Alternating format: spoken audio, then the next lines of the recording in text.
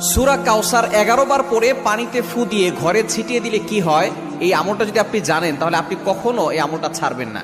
সূরা কাউসার হচ্ছে পবিত্র কোরআন কারীমের ছোট্ট একটি সূরা। 114টি সূরার ভিতরে 108 নম্বর সূরা হচ্ছে সূরাতুল কাউসার। মাত্র 3টি আয়াত রয়েছে এই সূরার ভিতরে। যদিও সূরাটি ছোট্ট, তবে এর ফজিলত অনেক বেশি।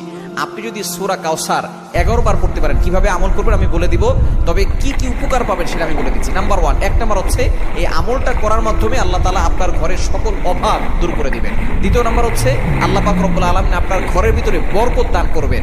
এবং 3 নাম্বার হচ্ছে দুশ্মন থেকে আল্লাহ তাআলা আপনাকে মুক্তির ব্যবস্থা করে দিবেন।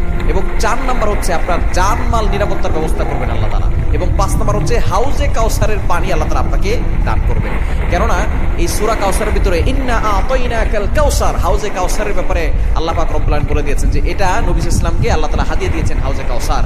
একমাত্র আমাদের নবীজি সাল্লাল্লাহু আলাইহি ওয়াসাল্লাম তার উম্মতদেরকে হাউজে কাউসারের পানি পান করাবেন, যা সাদা হচ্ছে দুধের থেকেও বেশি সাদা এবং মধুর থেকেও বেশি মিষ্টি।